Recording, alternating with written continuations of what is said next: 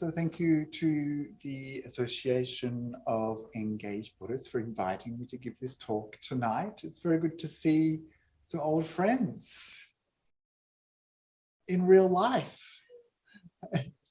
I'm so used to seeing people on TV, as I like to think of it now.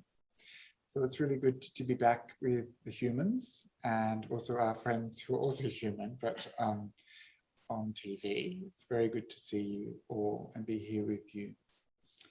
And this talk is called The Importance of Being Wrong, which is a good thing because it's a talk I can't really go wrong with.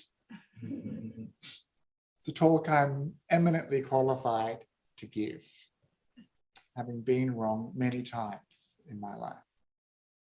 But I did notice that when I talked to some friends about this subject, they said, oh, my partner should come to that. And I thought that was very telling, because usually it's other people who are wrong.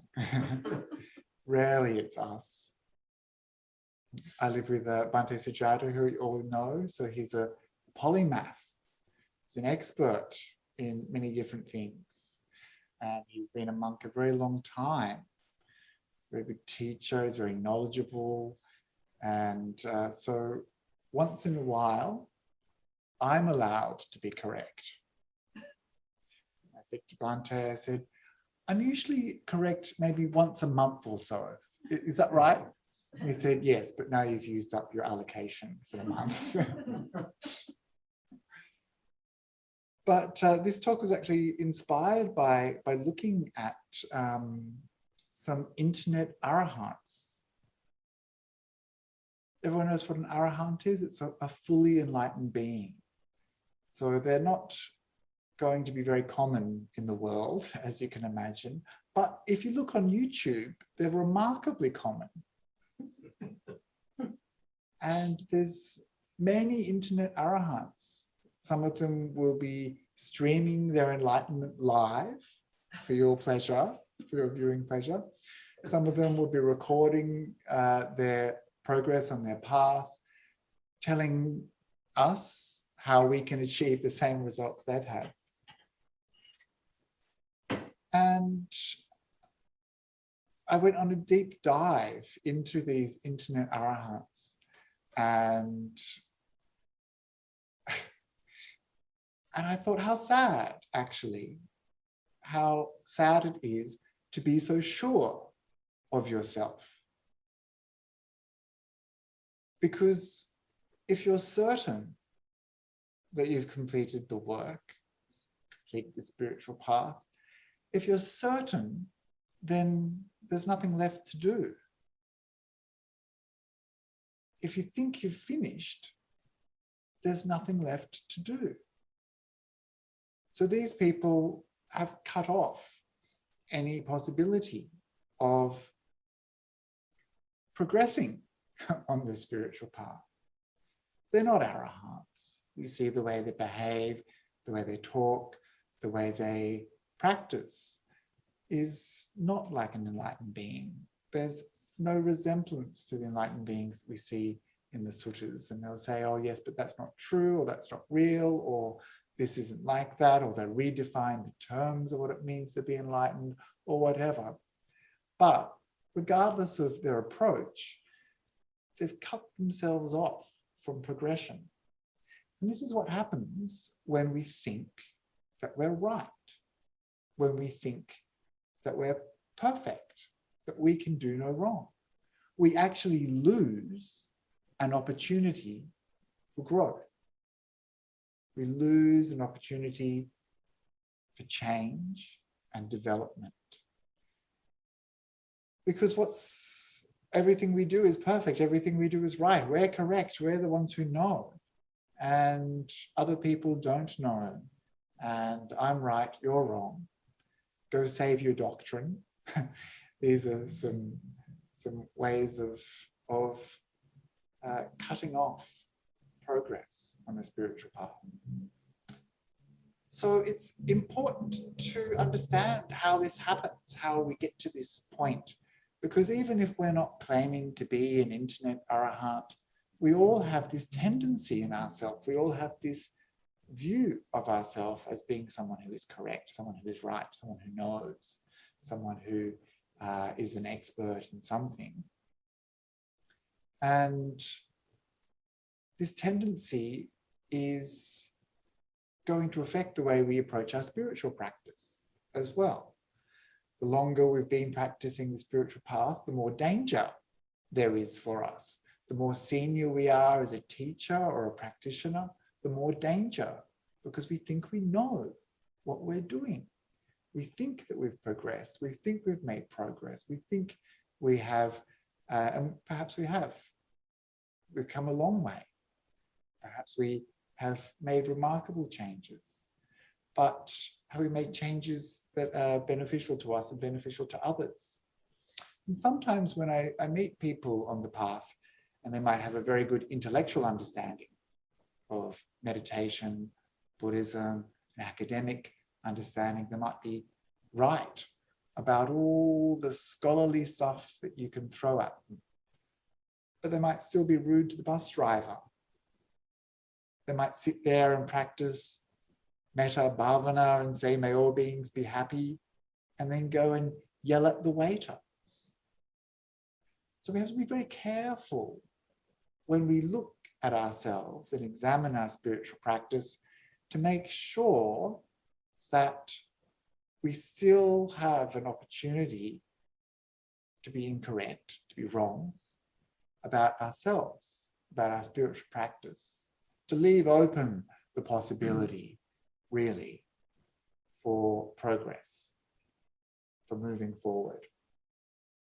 So even if we're not internet arahants, even if we're not scholars, we should still be aware of the quality of our relationships, because this is where most people are wrong or right. And I'm not really in this talk going to be exploring knowledge, omniscience, perfection, enlightenment. More I'm thinking about the kind of wrongness that comes from hurting ourselves and hurting others. Kind of wrongness which is pointed out to us, that is reflected back to us somehow, where someone says to us, you did this to me and it hurt. And you respond, no, it didn't. I didn't do that. That's your fault. It's your problem.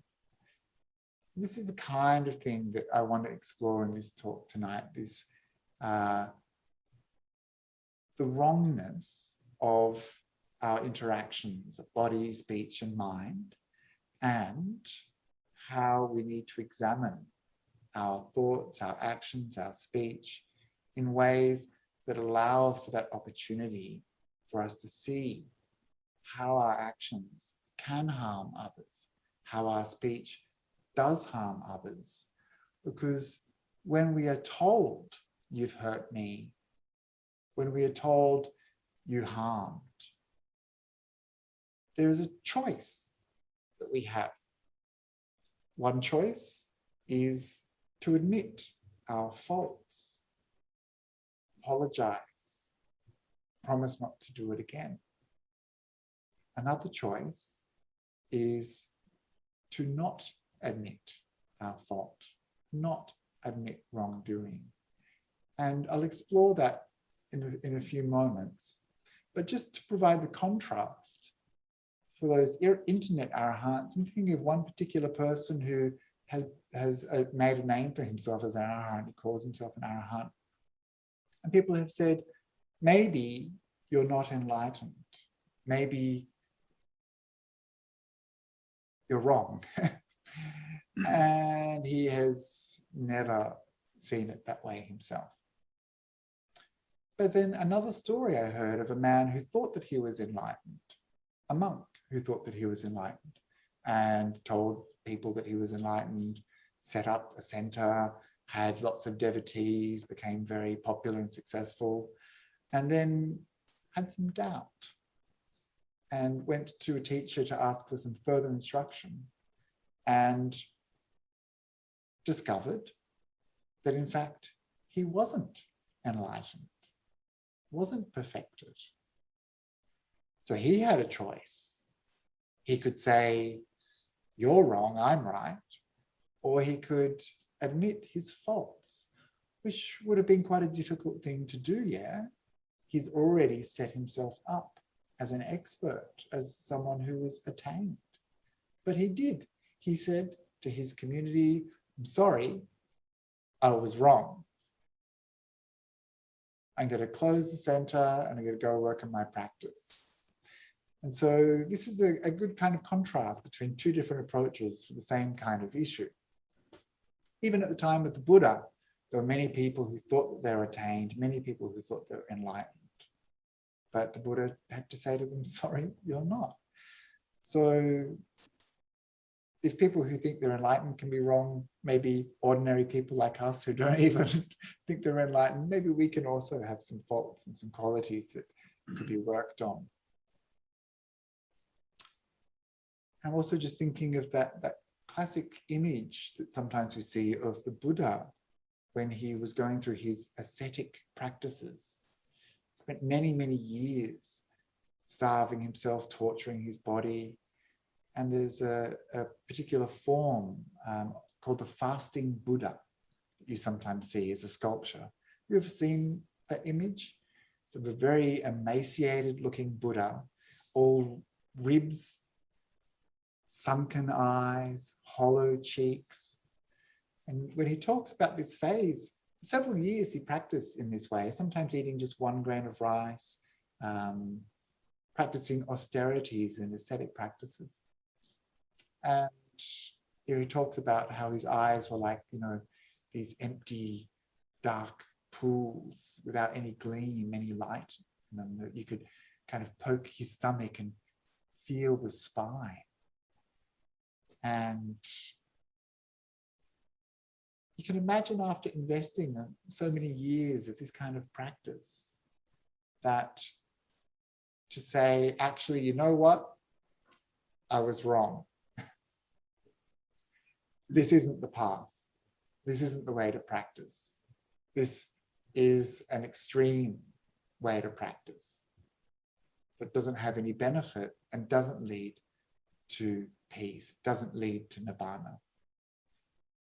You can imagine that mind, or the mind of that person who believed he was an arahant, who admitted his faults, that mind is quite different to the mind of a person who is reluctant to admit their faults, reluctant to see that they might have flaws.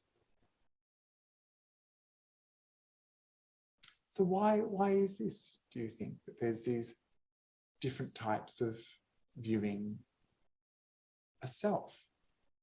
One self is solid, fixed, permanent. The other type of self is fluid and flexible.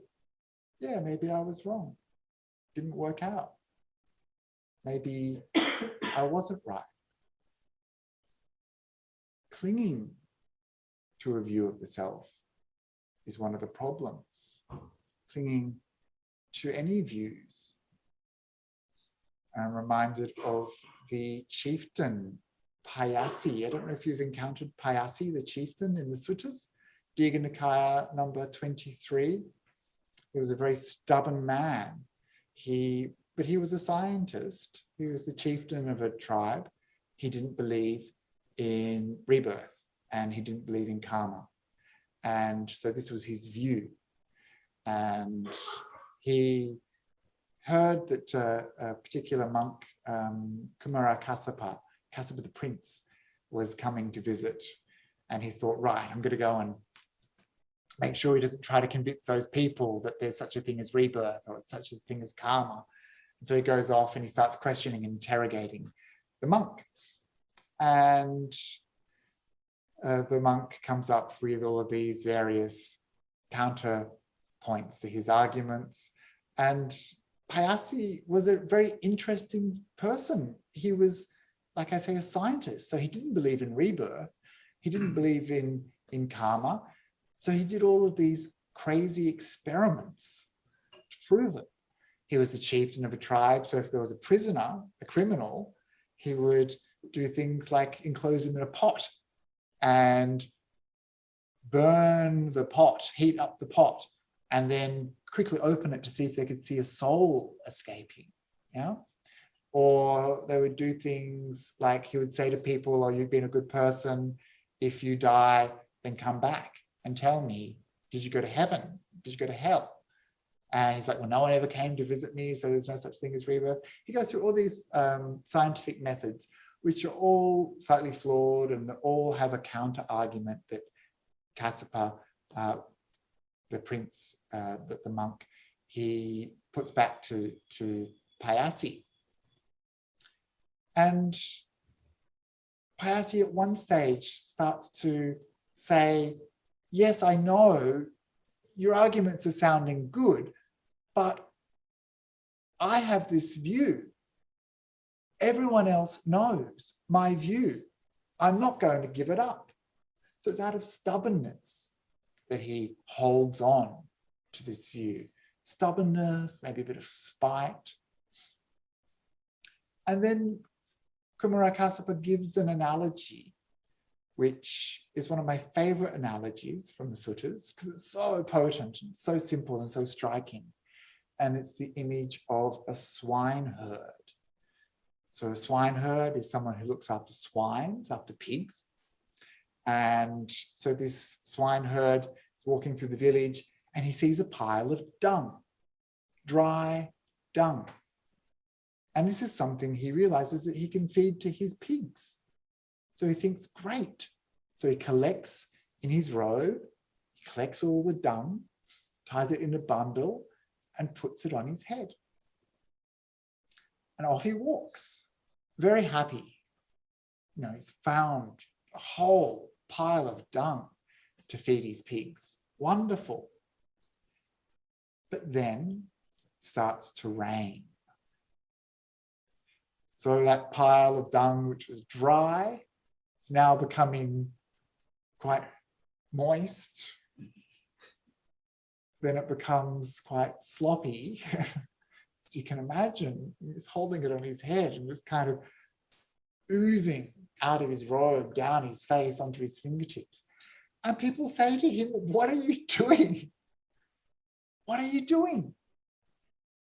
And he's like, I'm not crazy. You're crazy. And he says, can't you see this is good for my pigs? And people are like, yeah, but maybe the situation has changed, you know? But he says, I'm not going to put it down. I've been carrying it a long way. And this is how it is when we have something that we're attached to, something that we hold on to, that we cling to, whether it's a view or whether it's a sense of our self that we've been carrying with us. It's very difficult when we've been carrying something a long way to put it down. It's very difficult to say, this is no longer serving me. This is no longer of benefit. This is something that isn't good. To put that down. And so this is the problem we have as humans. We have this sense of self. We have this view of ourselves.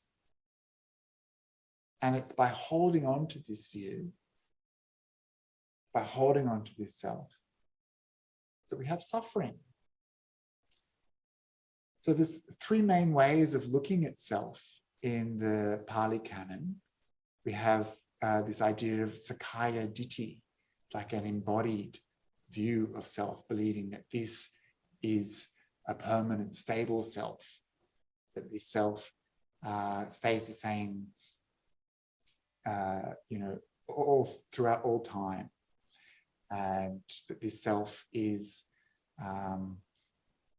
perhaps something that is permanent, fixed. And this is called a wrong view by the Buddha. We can even just see through the form of our body, we grow up from the sperm and egg of our parents, the DNA of their parents, go back and back and back. And even in this life, this body of ours has changed so much. It's grown, it's transformed, it's aging, it's changing, it's changing, changing. And even our mind hasn't stayed the same. It's not fixed, it's not stable, it's not steady. In the Buddhist view, of course, this body, even this mind is part of something much bigger, part of a much bigger history that we have of self. We've had many bodies, we've had many minds. It's just this constant stream. This is one problem that we have, this sense of self as being me, mine, my. And how does this happen? It happens through ahankara, I-making, ego. We have this all the time. You look at your wardrobe one day and you think, oh, these clothes aren't me anymore. And you go out shopping and you're like, that's me. That's who I am now. That's who I want the world to see me as. Yeah. Or through things like status. Oh yes, I'm working at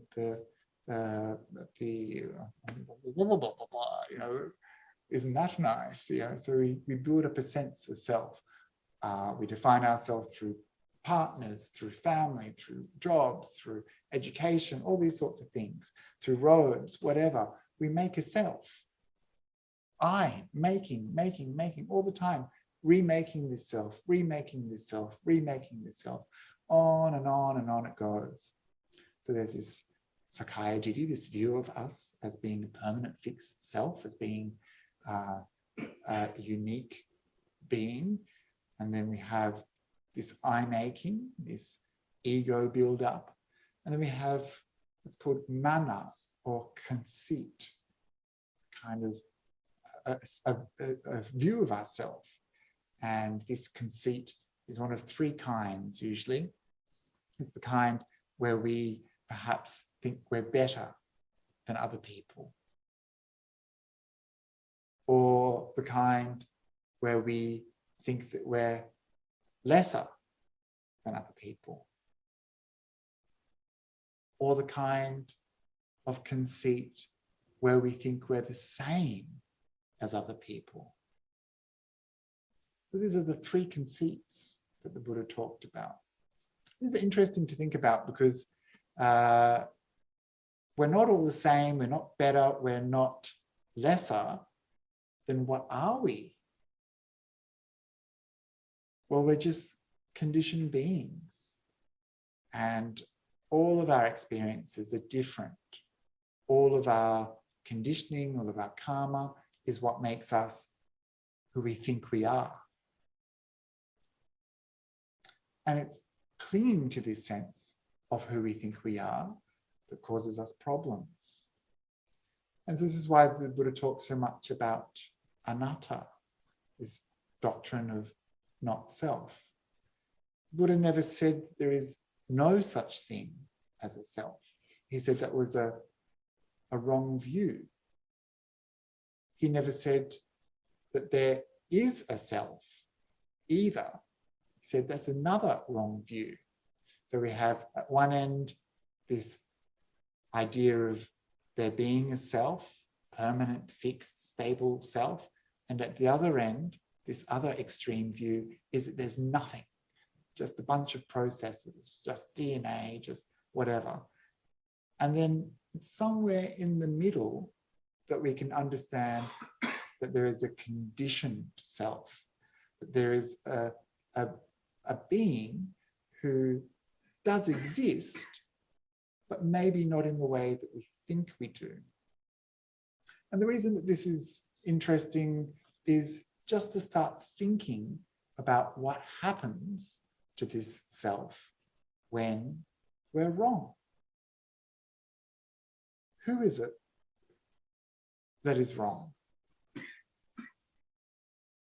What happens if you have a strong sense of you, a strong sense of self, a strong sense of me, a fixed idea of me. What happens when you're wrong? It hurts. It causes suffering. Why? Because we've built up a view in our mind.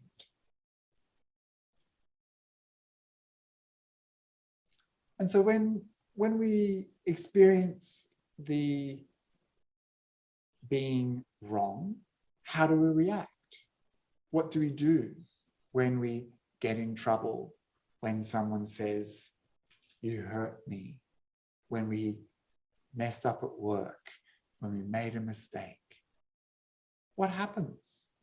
There's a range of reactions. Some of them are physiological.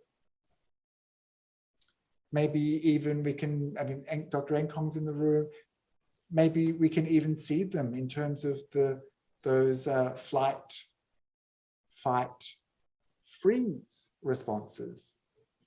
When we get called out for being hurtful or mean or rude, for making a mistake, for doing something that harms others, or even for not knowing something that we should, what happens? We might go into some of these modes. We might fight, become an attacker. Who do you think you are? I'm the one who's right. How do you go maybe Donald Trump on them and just start attacking? We can't allow ourselves to be wrong. So instead we go on the attack, we go fight. Sometimes we might want to run away, flight. We may even try to spin a story that says, "Oh, that wasn't me." We might lie. "I didn't do that. That didn't happen at all. You're wrong." We might just try to escape that situation, not confront it, not look at it, not accept it, but run away from it. We might go into a shame response. One of the things that happens when we're wrong is we start blushing. And scientists have wondered, why is this happening? Why do people blush? And they think it goes back way, way, way, way, way back. Humans are social creatures. Being wrong in a group still had consequences for the group. And this was a way of showing wrongness in a group. So it's kind of interesting to think about. We also have all of these conditioned responses, feelings of, being inferior or guilty or compounded poor self-view. We remember perhaps or embody the memory of being wrong as a child. We associate being wrong with getting into trouble. We associate being wrong with a position of powerlessness. We're a child who didn't know. Our parents were right. As we grow up, we become teenagers, we start to challenge our parents' view, sometimes quite strongly. We start to assert our own authority, our own knowledge of being right. And then as adults, that certainty has become very strong. We're no longer children. When we get into trouble, it hurts. We're fragile. That sense of self that we've built up is not strong, it's fragile. And when it breaks, shatters to 1,000 pieces. And so we want to put it back together as quickly as we can. When we're being pointed out to that we've done something that harms or hurts, or when it's pointed out that we were wrong, we'll respond in certain ways that will quickly put that self back together. All of you will know people who, maybe your partner, maybe work colleagues, maybe teachers or students, someone in your life who you've had this interaction with in the past, where you know how they'll respond if you say, "Oh, you did this thing the wrong way at work. You know how they'll respond, yeah? Because that's the very strong conditioning that they have.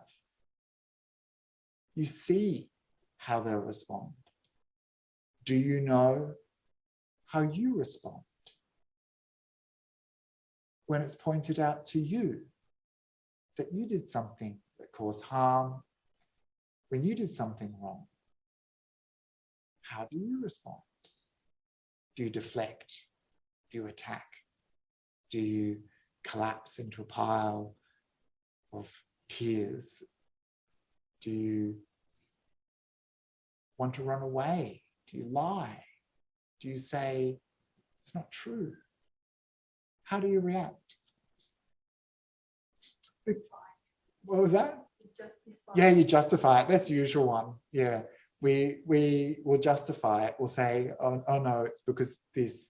What we're doing is actually building up that sense of self again. Yeah, that sense of rightness, correctness, meanness, you know. But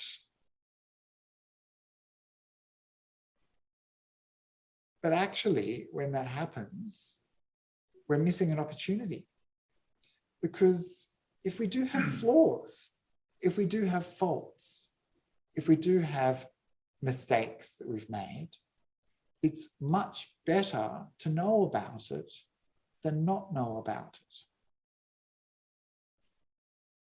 If we can see our flaws, if we can see that our actions have consequences, that our speech can harm, that our bodily actions can cause trouble for others, if we can see that, then we have an opportunity for growth. But if we never look, we'll never learn. If, when our faults are pointed out to us, we don't listen, then it's willful ignorance. It's one thing to not know, to be ignorant. I mean, we're talking about delusion, ignorance in Buddhism, and how can you know what you don't know? Well, when it's pointed out to you, you have an opportunity to listen and to learn. And this is why the Buddha said that when someone points out your faults, you should pay attention as you would to someone who was showing you the way to treasure. So this is how the Buddha talked about faults, about being wrong. He didn't fix people as being bad or stupid or wrong. He knew that they have an opportunity for growth, but it's up to us to be open to that growth, to make amends, to understand how our actions cause harm, to see how our lack of knowledge causes suffering. It's up to us to do that. And in the monastic path, the Buddha gave many opportunities for this kind of growth. And so I'll share some of those with you because I think that there's some interesting models there. So the first thing is this concept of admonishment. Admonishment means kind of telling someone you've been naughty, you've been bad. And this is something that we do in the monastic path. This is something that is an annual affair after our 3-month rain retreat. We have what's called Pawarana. Many people celebrate Pawarana Day in Theravadan Buddhist culture, but not many people know what it's all about. So it's a time when the monks and nuns ask for forgiveness and they invite the Sangha to admonish them. So the first thing that's important here is, firstly, they've made themselves available. They've issued an invitation, Pawarana, invitation to be criticized. So that's quite revolutionary in a way, isn't it? Like, it's like asking for feedback. We don't often ask people for feedback outside of maybe like a work context, yeah? Do you go to your partner and say, do you have any feedback for me? If you do, I'm open to it. Danger, yeah? We don't want to know. Willful ignorance. Just ignore and pass the salt. Let's not talk about it. This is the way that we go through the world, which is a shame because it means that the people closest to us, the people who know us the best, the ones who are going to help us the most, we never invite them in to this. Why? Because we're afraid. We don't want to be hurt.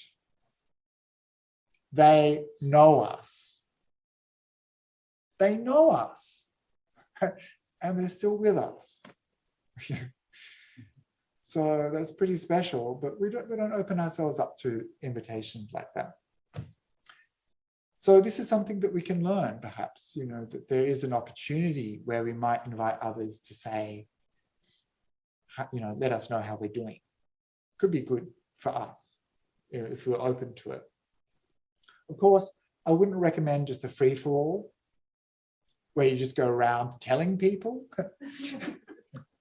what's wrong with them. It might be a little bit judgy. And might be a little bit, maybe it might not be done with a pure heart. And the Buddha actually talked about this. He said, if you want to admonish someone, if you want to tell someone, what they've done, he said there's these 5 factors that you should have before you admonish another person. Some of you may have, I think Bhante Akāliko talked about these things a little while ago. So the first thing is you should be pretty pure in your bodily conduct, yeah, and in your speech. So you should be pretty perfected in these 2 things. You should have love in your heart, yeah, you should have metta, yeah. You should be very well learned in the Dhamma. And you should know the patimokkha's of both the monks and the nuns. This is, of course, he's talking to the monks and the nuns. So he's basically saying, you better be pretty high level if you want to go and criticize someone else. And you better know what you're talking about and understand the rules. If you're going to say, oh, you broke a rule, you better know the rules, yeah? So these are 5 things he said that you should have if you want to admonish someone. And then he said, there's a further 5 factors you should consider. Is it the right time to admonish someone? Do you admonish them in front of everyone? Is it the right time? Or do you take them to a small room and have a private chat? Timing is important, yeah? Are they in the right space to receive your feedback? Maybe, maybe not. So check, is this the right time to admonish someone? The second thing is, are your words true? Do you have all the facts? Or is it just your opinion? Something to think about. Are you speaking harshly or gently? Sometimes we might need to admonish someone harshly if they don't respond to gentle admonishment. Is it going to be beneficial? Is it useful? Many people try to give them some feedback. Maybe they won't listen. Or maybe it's something really old, like is it useful to admonish someone for something they did 15 years ago? Is it useful? You're just going to drag up something. Maybe sometimes it will be, sometimes it won't be. And do you do this admonishment with a mind of love or with a secret maliciousness? So we have to be very aware of ourselves, is what the Buddha is saying. He wants us to understand that, although this self that we've constructed is illusory, although this sense of self is deceptive, admonishment can still hurt, can still go wrong. So be very careful how we admonish. But the important thing in this conversation that we're having is this idea that we can allow other people to point out our faults if we're willing. And if they're careful and abide by these things that the Buddha talked about, then maybe it will be of benefit for us. The Buddha praised monks who are easy to admonish, because it's through this admonishment that we can grow. It's by understanding our actions, our speech, the consequences, that we can move forward on the spiritual path. And so by opening that sense of self a little bit to some feedback might be useful. Another thing that we do in the monastic path is atapi padidesana. This is the confessing of offenses. So many people don't know that there's confession in Buddhism. Most of the time when we associate the word confession with religion, we think about the Christian religions and the absolution that is given by confessing to a priest. So this is an important distinction. When you confess in Buddhism, you're not getting divine grace. You're not getting any special favors. When we confess in Buddhism as monastics, if we've committed an offense, we're lightening ourselves. We're admitting our wrongness, and we're aspiring to not do it in the future. And so this is what we do. So we have a list of rules that we follow. If we break a rule, we feel bad. And because we feel bad, we want to lighten ourselves. And every 2 weeks, we have the Patimokkha on the Uposatha days, the new moons and the full moons. And so if we've committed an offense, we confess it. And we say, Bhante, Sambula Nanavatakai. We say, Bhante, I've committed many offenses of this type. And the other monk will say, do you see?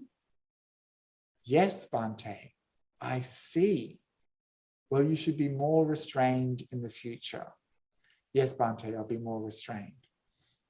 So this process is quite beautiful because it's almost like one of those classic modern day apologies, that you see politicians do and people in the media. They admit the wrongdoing. They specify the action that they did. I have to specify the category of offense and how many times I did it. So they specify the offense, the wrongdoing, the particular specific instance, not just some vague, oh, I'm sorry that I hurt your feelings kind of thing, but I'm sorry that when I said this to you, you got upset. I understand because I said this, you felt this way. You acknowledge the specific, not just some vague, general kind of wrongness. And then you acknowledge that it causes harm. I realize that I hurt you. And then you say, I won't do it again in the future. So you make an aspiration to not engage in the same behavior that caused harm. So this is like the kind of perfect modern day apology, which obviously throughout history has precedence, even in Buddhism perhaps, this idea that we can make amends. Because this is very important, that there's an opportunity for growth that comes through understanding how our behavior affects ourselves, how our behavior affects others. We need to understand that there is this opportunity. Otherwise, there's no hope for us. If we've done something wrong,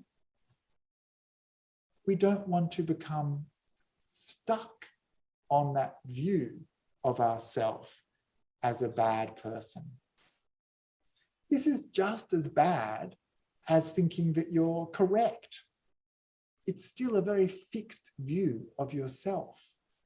So if you have this view that you're the correct one, the one who knows, the one who's always right, you're not going to learn. If you have this view that you're always wrong, that you're useless, you're stupid, and you cause a lot of harm, and you just deserve punishment, then that's also going to be a fixed view of yourself. That's also going to limit your potential for growth. Instead, we see the Buddha saying, this isn't you. This is just an action that you did. It doesn't define you. There is an opportunity for you to have growth. There is an opportunity for you to find a way in the future to not do the same thing as you did in the past, a way out of causing harm, a way out of causing suffering for yourself and others. This is important, yeah? Because this means that there is potential. It means that we don't have to accept where we are as the end. We don't have to accept that there's the past actions that we did will define us always in the future.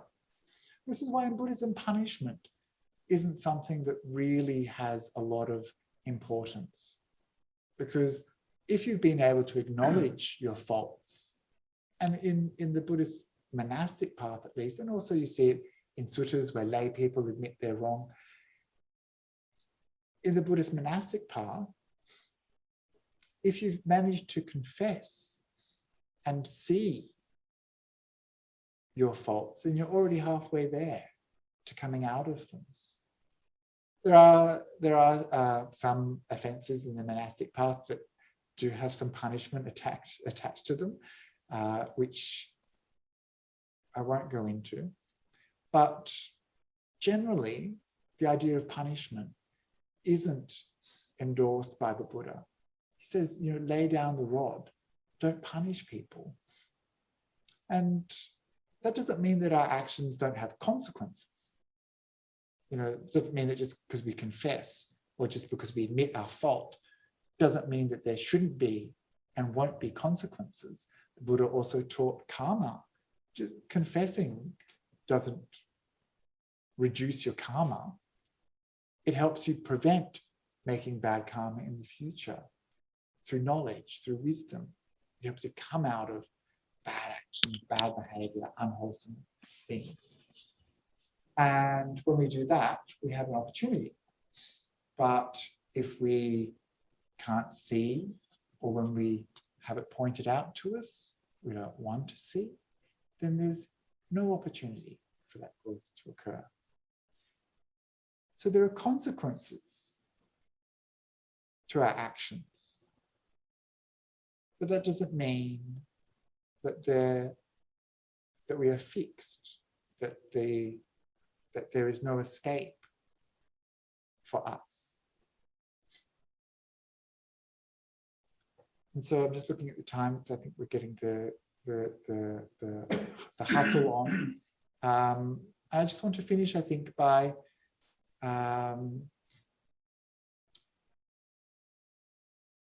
saying how easy it is to admit your faults. How easy it is to admit that you were wrong.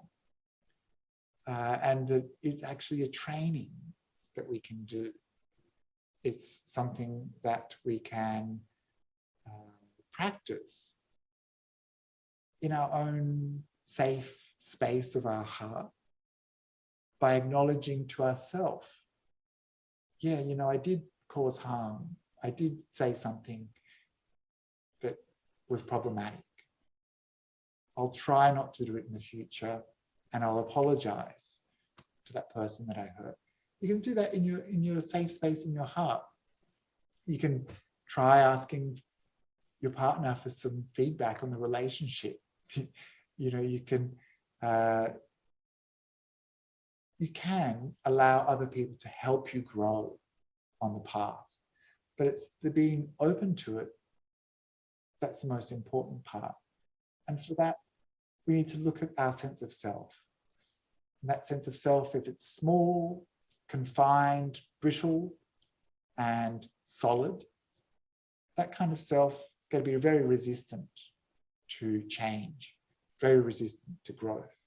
Kind of self which is expansive, which is buoyant, that's flexible and fluid, this kind of self-view is more useful.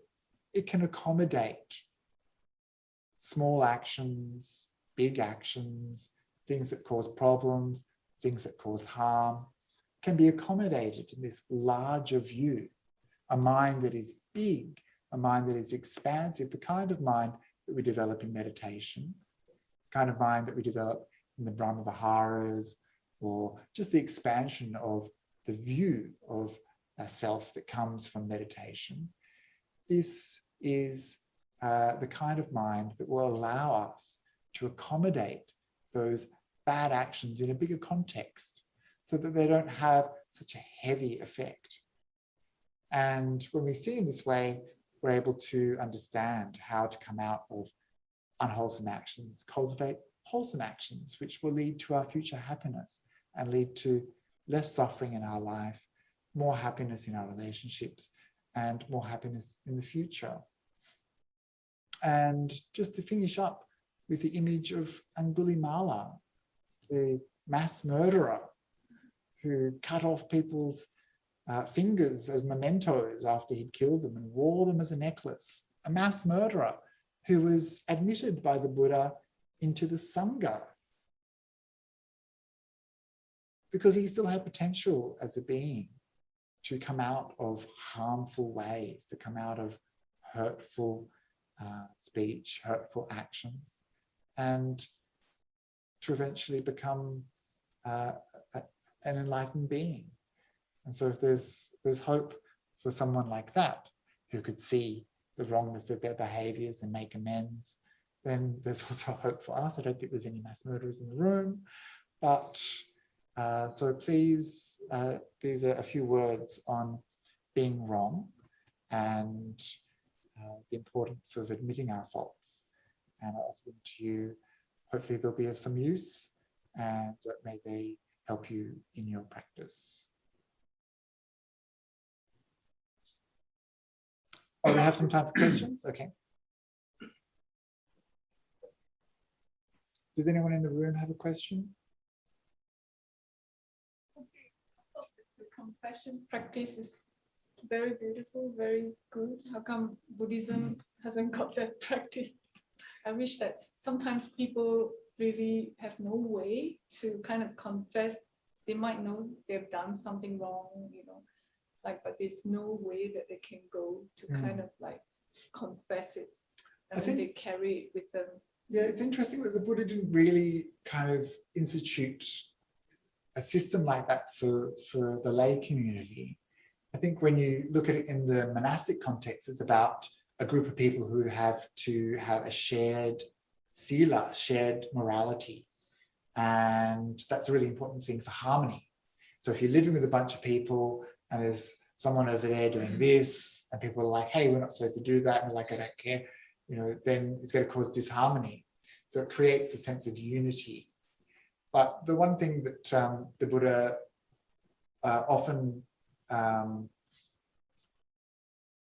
guess, one thing that has come down to us and is a practice that you often see lay people doing at a retreat or on certain days of the year is to ask for forgiveness.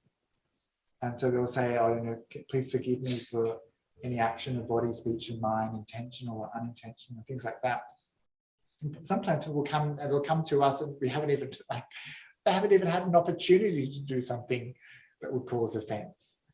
But the important thing is, and this is something that we can do for each other at any time, in any place, wherever we are, whoever we are, when someone asks us for forgiveness, in Buddhism, you forgive. If someone asks you for forgiveness, you forgive. And this is something that we can do. We can ask someone for forgiveness, you know, if we've felt bad, if we've hurt them, and hopefully they'll forgive us. It's the right thing to do, you know, to forgive, because then it's kind of like a ritual. It provides a stopping point. You can feel better about the things that you've done, and they can try to see you afresh. And so it's a way of seeing, you know, not a fixed self, not a stuck permanent, you know, entity, but something that is fluid, that is open to change and has potential. Maybe we can have a forgiveness retreat. Yes, yeah. But often, you know, often the place that the forgiveness has to start is within ourselves. Yeah. We have a question from Zoom. Richard says, thanks. I really like the idea of a fluid self. Do you think we need a strong sense of self, but being mindful of being wrong sometimes to function in the normal world, but an ability to drop that sense of self in an enlightened world? I think that there's a big question and has a long answer. But what I will say is that often in Buddhist circles, we have this complete rejection of self, this annihilation, if you will, of self. We're told there's no such thing as self, that it's all a mirage, it's an illusion, you don't exist. And so there's part of us that thinks, hang on a second, do I? I don't know. Do I? Perhaps I do. Like, I feel like I do. Maybe I don't know. And then there's some spiritual bypassing that can occur because people end up talking about this elevated sense of not self, but not understanding the everyday sense of self and only focusing on this ultimate and not allowing the complexities of the everyday. But there's many times in the Buddhist discourses where the Buddha encourages us to associate with a sense of self through things like acts of generosity or acts of kindness, acts of merit making. These are things that he says we should associate with because they're wholesome and good. And so when we do that, we're kind of like watering the flowers.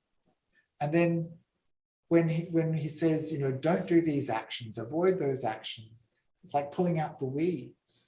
So we need both of these things. We need to understand that we want to associate with the wholesome and that there's something in the future that will benefit from us associating with the wholesome, that we will gain a karmic ripening of wholesome actions. So it's in self-interest that we engage in beautiful acts of kindness, of generosity. It's in self-interest. And it's in self-interest that we avoid harmful, unwholesome acts. Because there's a future result that will be experienced. And so we want to avoid that future result. So in that sense, it's important to associate with these actions, with these attitudes, because there is someone in the future or now who will experience the results of our actions. So yeah, don't be afraid of meritorious actions, don't be afraid of generosity, of kindness, of love, meditation, all these things, because associating with those things is important.